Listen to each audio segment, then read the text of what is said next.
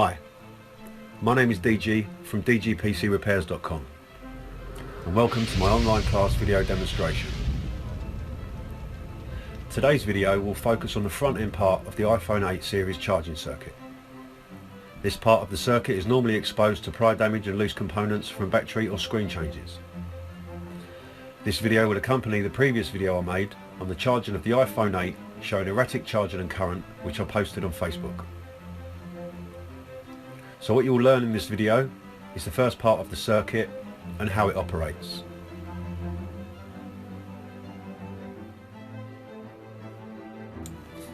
So let's start. First we need our iPhone 8 on the screen. We also need the schematic as shown here. Now as you can see, we have the battery connector J3200 and two N-channel small signal MOSFETs.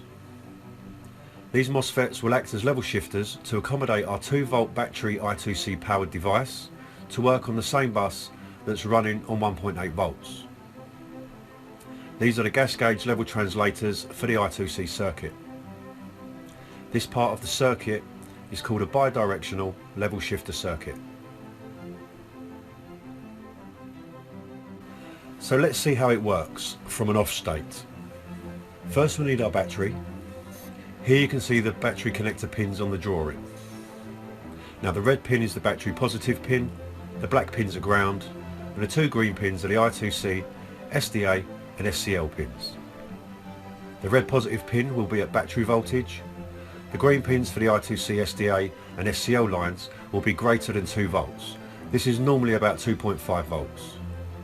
As this is greater than 2 volts, it needs level shifting or translation, and this will allow the battery I2C circuit at 2.5 volts to be on the same bus line as the 1.8 volt side.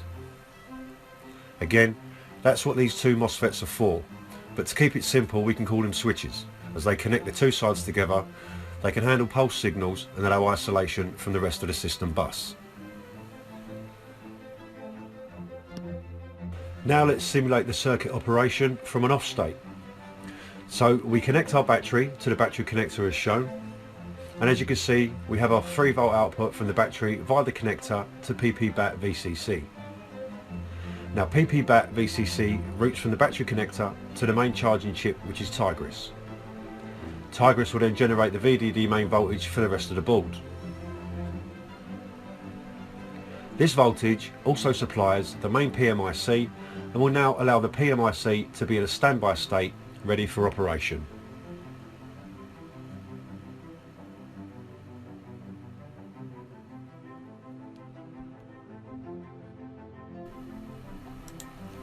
At the same time we also have the battery I2C internal circuit, SDA and SCL outputs from the battery via the FPC connector to the two N-channel small signal MOSFETs. These outputs will be rated at 2 volts each, normally about 2.5 volts. So now we have a greater than 2 volt device, which is our battery, ready to be interconnected to a 1.8 volt I2C bus. We have greater than 2 volts on the left side, and normally we'd have 1.8 volts on the right side of the bus when it's in use. At this stage though, we still only have 3 voltages present and a PMIC in standby state. We have 3 volts on the battery positive, we have greater than 2 volts on the SCL, and we have greater than 2 volts on the SDA. The 1.8 volts on the main right side of the bus is not yet present as it's not yet been switched on. Until the battery reaches a bootable charge level, the PP1V8S2 is switched on only when the charger cable is plugged in, and it's turned off when it's unplugged. As this device is in an off state, the 1.8 volts will already be present if the device is already on and booted.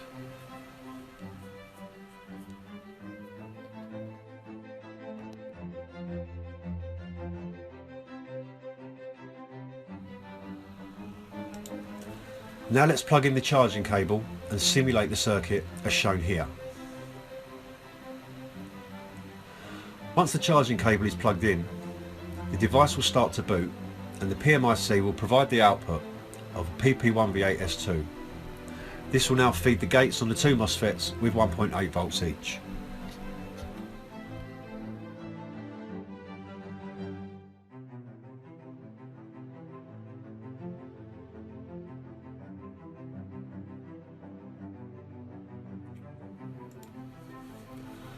So once again we plug in the charging cable and the 5V USB voltage will initiate the charging function.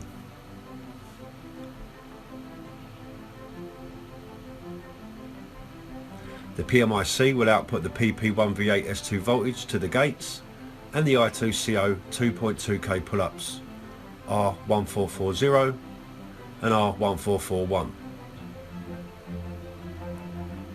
These will then keep the line high at 1.8 volts and route to the MOSFETs. Once the gates receive 1.8 volts and there is 2.5 volts on each of the drain pins, the N-channel MOSFETs will open the source pin and allow the I2C bus to communicate with the battery I2C bus. On previous models, we are used to the PP1V8 feeding the bus voltage on the pull-ups, but here it's fed from the S2 voltage instead.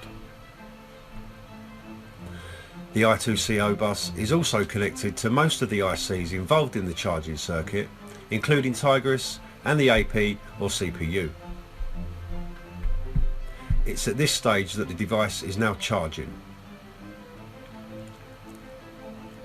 By the time you have reached this stage of the course, you will already be familiar with the protocols that we are talking about here.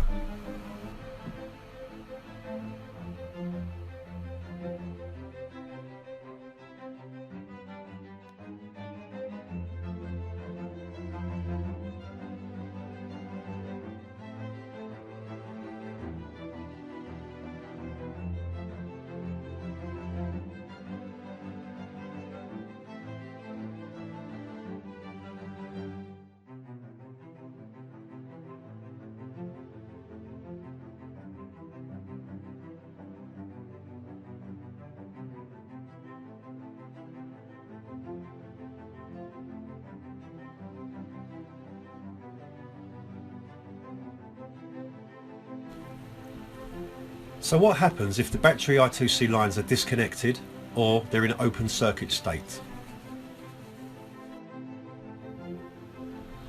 As you can see here, we have a disconnected line on the I2C SCL connection to the MOSFET. It is now in an open circuit state. The battery cannot be monitored, and as such the device assumes that no battery or there's a dead battery connected and shuts off and reboots. So let's see what happens when the charging cable is plugged in. We still have our PMIC output of PP1V8S2, but as there is no greater than 2 volts on the drain pin on the SCL line, the MOSFET will not open the source pin. This results in erratic charging and current as shown below.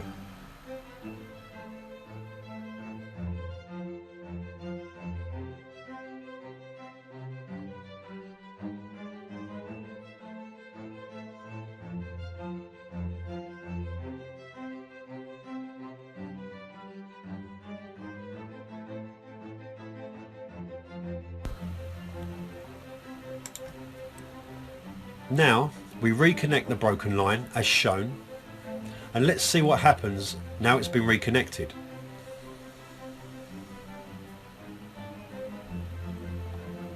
We should now have both SDA and SCL outputs of 1.8 volts, and we can see now that it's charging at just under 1 amp.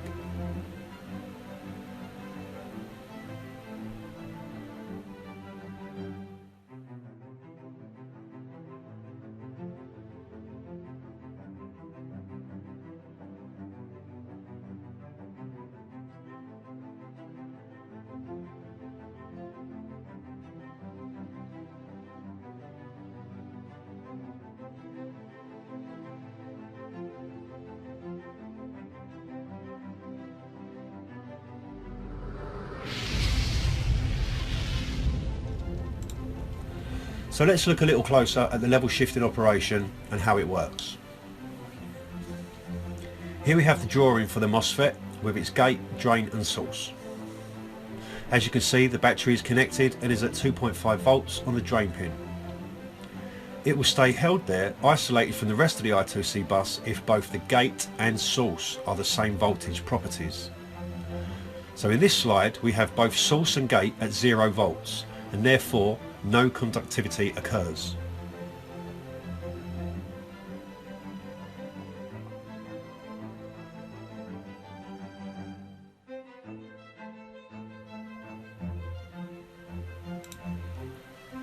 Now the same applies with voltage. Again, it's the same voltage properties on both source and gate, which is 1.8 volts. And again, no conductivity occurs.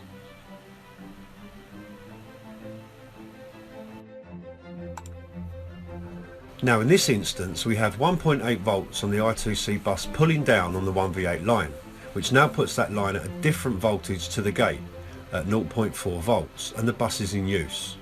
And thus conductivity now takes place and the battery can now join the bus with its higher voltage properties. The diodes are used to prevent the SCL and SDA lines at 2.5 volts from pulling full high on the lower voltage device of 1.8 volts, while allowing it to pull all the way high on the higher voltage device, which is the battery side, 2.5 volts.